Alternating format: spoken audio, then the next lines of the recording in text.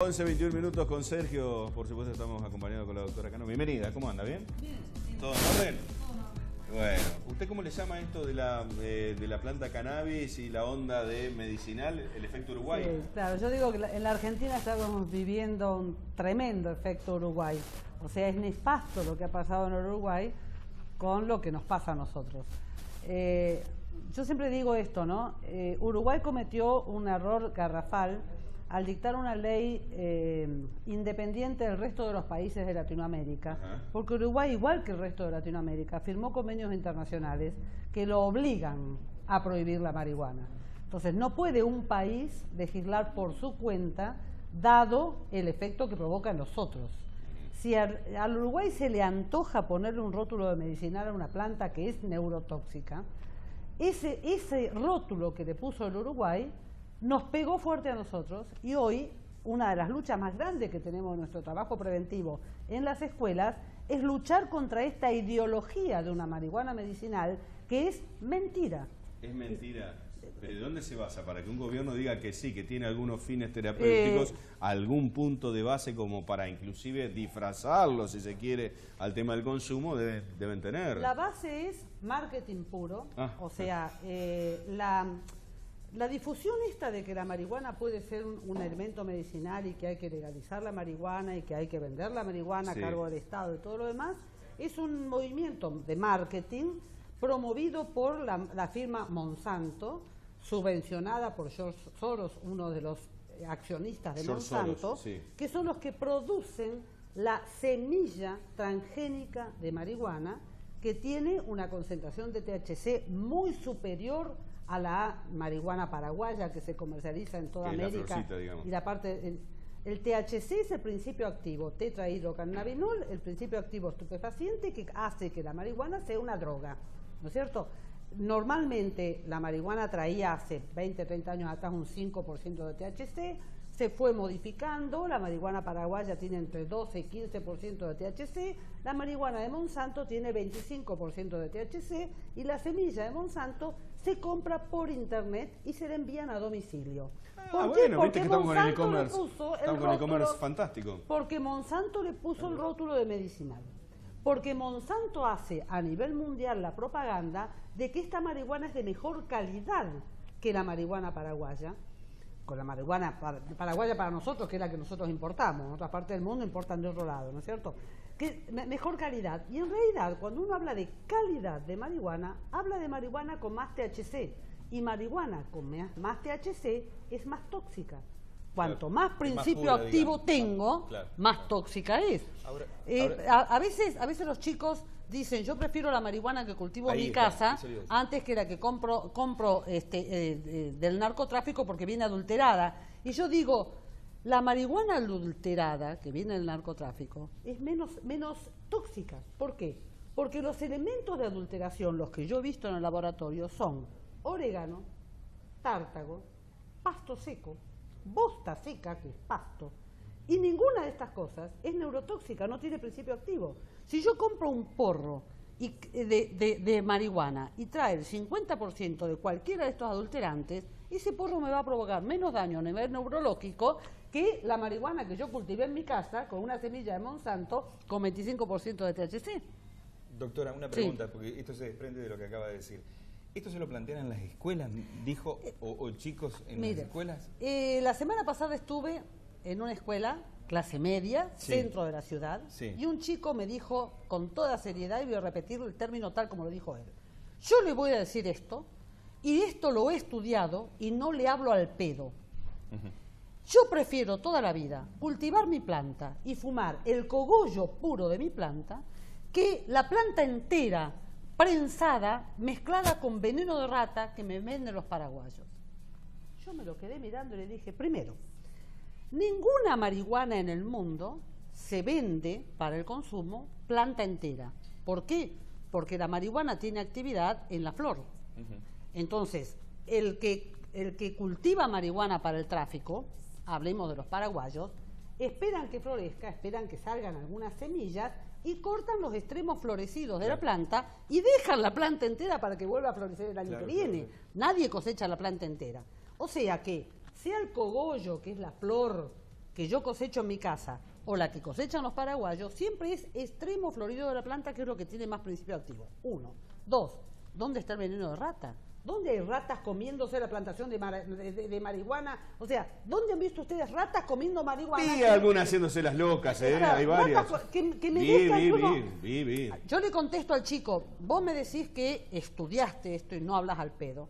Yo te digo que tampoco hablo al pedo, yo reproduciendo los mismos términos del chico, porque como yo he trabajado más de 20 años en un laboratorio toxicológico donde le digo, para que vos que estás estudiando te informes, con un espectrómetro de masas, yo analicé todas las marihuanas secuestradas en la ciudad, en la provincia, y jamás encontré un veneno de rata, le digo. Claro. Así que no sé de dónde estudiaste vos esto. Sí, o sea, pero te habrá dicho para no contaminar. No, pero o no, claro, pensaba que la flor era lo más natural. El problema es que los chicos han leído de algún lado. la semilla donde viene esa flor. Los chicos han leído de algún lado esto. Sí. Los chicos se prenden de esta publicidad. El otro día había un político uruguayo entrevistado en televisión y decía que la política del Uruguay era producir desde el Estado marihuana medicinal para venderla en las farmacias y que la receten los médicos. Uruguay no ha podido poner en práctica su ley todavía, ellos se van en ideas. Primero, yo no puedo decir esta marihuana es tóxica, esta marihuana es medicinal, porque la marihuana es la misma planta. La produzca quien la produzca, la planta es la misma, es una. Sí. Hay distintas variedades, por ejemplo, Chile tiene una variedad que florece 2 veces al año, pero siempre es cannabis sativa con una extensión más por la variedad que sea. Pero la marihuana siempre, digamos, que va a ser activa en función del THC. Y el THC no es medicinal. Yo no puedo poner el rótulo de medicinal porque la cultiva el Estado. 1. 2. No se puede vender en farmacia algo que no sea un medicamento. Por ley, la farmacia solamente puede vender medicamento y el medicamento tiene que ser declarado medicamento por la ANMAT en nuestro país o el organismo que sea en cada país. Tercero, ningún médico puede recetar marihuana porque el médico está autorizado a recetar un medicamento. Claro. Si esto no es medicamento, entonces, ¿cómo piensa el Uruguay? Producir una marihuana medicinal vendida en farmacias recetada por los médicos. Es un absurdo por donde lo miren. Hay algunas imágenes que teníamos por ahí. Es mucho más que contradictorio, digamos, es un imposible. El problema es que todo esto prende y genera en los chicos esto que yo le llamo el efecto Uruguay. Déjenos cultivar nuestra marihuana, que va a ser mucho más saludable, o sea, los chicos aseguran que cura el cáncer, aseguran. ¿Y esto de legalizarla, vos estás en contra de la legalización? Porque los países del primer mundo te dicen, mira, la droga la maneja el Estado, entonces eso está más controlado, etcétera. No hay ningún país del primer mundo que la haya legalizado. Holanda hizo un experimento permitiendo los clubes cannábicos y en este momento Holanda es el país que más estricto está en el control porque quiere volver atrás. Holanda empezó autorizando clubes canábicos como el Uruguay, ¿no? Con determinado tipo de restricciones. Autorizó un cierto número, se le multiplicaron por miles, y Holanda es uno de los países europeos que tiene mayor consumo de heroína, porque cuando la marihuana no satisface más, obviamente pasan a la droga que sigue, que en Europa es heroína. Sí. Holanda está dando marcha atrás en todo esto, está cerrando los clubes canábicos porque fue un experimento nefasto para Holanda. Esto de legalizar, el criterio, y esto lo dijo el presidente uruguayo cuando firmó la ley, de que legalizando la marihuana le dan un golpe al narcotráfico. Es un absurdo que implica no entender cómo se mueve el narcotráfico. Al narcotráfico no le importa qué vende, al narcotráfico le importa actuar en la ilegalidad. Si a mí me convierten en legal la marihuana, el narcotráfico empieza a presionar para vender cocaína, éxtasis, LSD, etcétera. Lo cual, claro, la sintética, lo cual significa que va a aumentar el consumo de las otras drogas. El narcotráfico se desinteresa del elemento que deja de ser ilegal y se interesa en el otro. Y si yo tengo un narcotráfico presionando para vender drogas sintéticas, no cabe duda que va a haber un aumento enorme de consumo de drogas sintéticas. Y por otro lado, también los chicos me decían en las escuelas que la gente consume porque es ilegal. Si fuera legal, habría menos interés en el consumo. ¿Y qué pasa con el alcohol? ¿Y qué pasa con las bebidas energéticas? Sí. O sea, no es un absurdo pensar que porque sea legal se va a consumir menos. Los chicos no buscan consumir lo ilegal, los chicos buscan consumir aquello que los hace felices, que los pone contentos. Consumen alcohol y abusan del alcohol, digamos, ¿no?, en la salida nocturna porque buscan estar contentos. Tal cual. Perfecto. Sí. Una pregunta más tenía, Sí. Ha salido en los medios de comunicación familias que viven de la venta de droga. En este caso, ¿el ingreso familiar a través de la venta de droga es algo natural, algo normal? Hoy, digamos, claro, en la provincia de Entre Ríos. Si uno analiza el tema del narcotráfico en toda América Latina, se encuentra que los dos países que tienen mayor problema de narcomenudeo son Brasil y Argentina.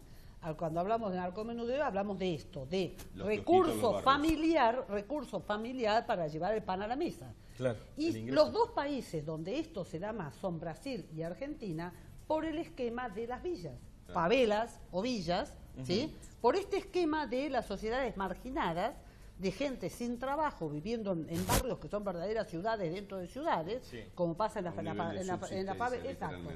Nosotros acá lo vemos, acá hay escuelas de barrios más marginados en la ciudad donde voy a tratar de hacer talleres con los chicos y cuando termino los docentes me dicen: el papá de esa nena es el mayor narcotraficante del barrio, la mamá de esa otra nena está psicótica, el papá de este manda al nene con la marihuana o con la droga que sea a la escuela a venderla. O sea, los papás que mandan a los hijos a la escuela a vender la droga y los docentes no se animan a quitarle la droga al chico porque tienen miedo a la represalia después. Te hace varias preguntas y acotaciones nuestro público que está online.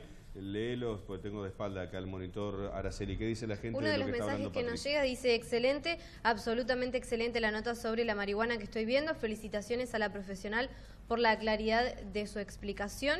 Y algunas personas que no coinciden con lo que está desarrollando justamente Patricia. Decilo. Dice: señora, los paraguayos procesan toda la planta y vuelven a plantar. Cuando uno cultiva no usa agrotóxicos.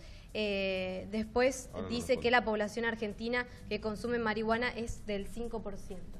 Bien, los paraguayos no procesan toda la planta, me consta. He tenido en mi laboratorio todos los secuestros de marihuana paraguaya que ha habido hasta que yo me jubilé, digamos. Nadie procesa toda la planta y vuelve a plantar, es antieconómico y no tiene sentido. Además, las partes bajas de la planta no tienen principio activo.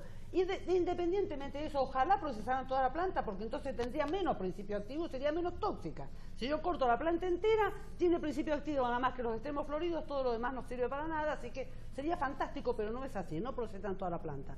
No se usan agrotóxicos para la marihuana, hay muy pocas plagas que atacan a la planta de marihuana, por lo tanto, yo lo tengo comprobado con el equipamiento para análisis toxicológico con que cuenta Criminalística, la Policía de Entre Ríos. He procesado la marihuana secuestrada por ese equipo y no hemos detectado agrotóxicos, así que lo puedo decir con todas las letras y no me lo puede discutir nadie porque me consta. Y con respecto al consumo de marihuana, las estadísticas en nuestro país toman una franja etaria de 12, 15 años hasta 60, 65. Es un absurdo hacer estadísticas hasta esas edades, porque hay muy poca gente de mi edad, que tengo 65, que fuma marihuana. Hoy las estadísticas de marihuana hay que hacerlas entre los 10, 12 años hasta los 40 aproximadamente. Y en esa franja etaria está consumiendo marihuana más del 40%. Los estudiantes universitarios empiezan a consumir marihuana cuando ingresan a la universidad. El 40% de los estudiantes universitarios consumen marihuana. No digo que sean adictos. Digo que consumen recreativa, ocasional. Exacto, cuando se reúnen en fiestas, pero el consumo de marihuana en nuestro país es terriblemente alto. Uno más de la gente que estoy viendo que llega, ya después seguimos en la próxima, si no, no terminamos más, porque claro, el tema es recontra interesante y el público se mete y está muy bien, esa es la idea. ¿Qué dice ahora? A ver. Otro de los mensajes que, tampoco coincide con lo que está desarrollando, dice: lo que se busca es legalizar la tenencia. Eso es lo que le quitaría el poder al narcotráfico con respecto a esto de la legalización de la marihuana. No le quita ningún poder al narcotráfico le importa 3 pepinos si legalizan o no legalizan, porque el narcotráfico se dirige para otro lado. Incluso si legalizaran absolutamente todas las drogas, Lo que hoy es el narcotráfico, que las vamos a llamar bandas criminales o la famosa Bancrim colombiana, se dedicarían a tráfico de armas, de personas, de órganos, de bebés o de lo que sea. O sea, la banda criminal va a traficar aquello que sea ilegal, no le importa. Esto por un lado. Por otro lado, la tenencia para uso personal. Aunque la ley diga que está penalizado, en la práctica, en la realidad, no está penalizado en nuestro país porque la Corte la desincriminó, los juzgados federales lo desincriminaron. No hay absolutamente nadie preso, ni siquiera procesado por tenencia para uso personal. De hecho, vos vas caminando y todo el mundo está... Por supuesto, no es porque aunque la ley diga una cosa, por jurisprudencia, por lo que ha sentado la justicia, no se penaliza la tenencia para uso personal. Los adictos que están presos por cometer otro tipo de delitos. Claro. A esos adictos presos lo que tenemos que hacer es generarles dentro de las unidades penales centros de asistencia para adictos. Bueno, ahora hay que atender a los adictos presos de una vez por todas. Gracias, doctora. Al contrario. Muy amable y la verdad no queremos que sea la última vez que viene, ya es la segunda. Cómo no, cuando quieran. Y este tema nos preocupa a todos, así que es un placer tenerla acá.